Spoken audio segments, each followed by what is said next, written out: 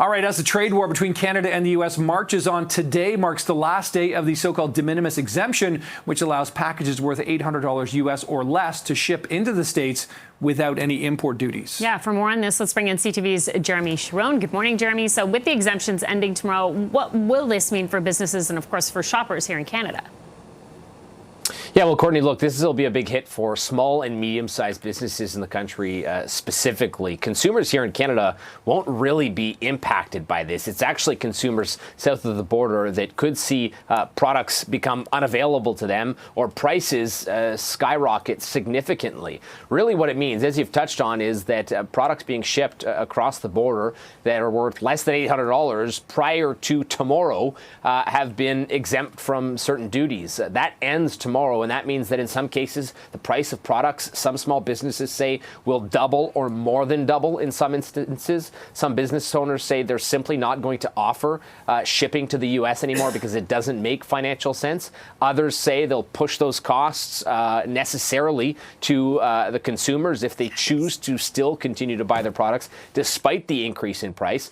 But it's going to mean that, small and medium-sized businesses in the country could face challenges due to the fact that some of those consumers may decide not to buy their products anymore because of the price increase. And the Canadian Federation of Independent Business says about a third of small and medium-sized businesses in the country will be impacted by the dropping of this exemption. Yeah, more the businesses than the consumers on this side, Jeremy. But now Canada Post says it's going to turn to a third party now for the shipments to the U.S. How is this all going to work, and how are other businesses responding here?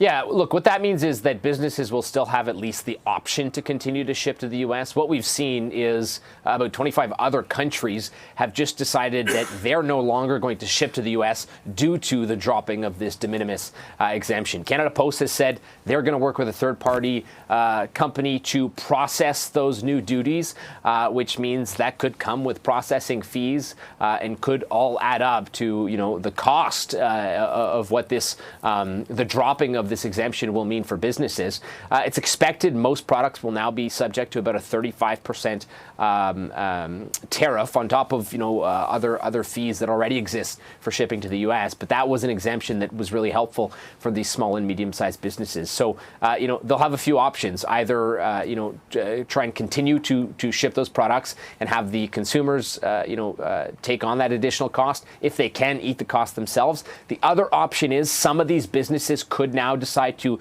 try and determine whether or not they are CUSMA compliant, their products are CUSMA compliant, because then they could still be exempt from these tariffs. But that requires a lot of paperwork and requires time as well. So it means, at least in the short term, some of these businesses will have to pay regardless. Yeah, certainly a lot to consider for those business owners at this time. Okay, Jeremy Sharon reporting live. Thanks, Jeremy. Thank you.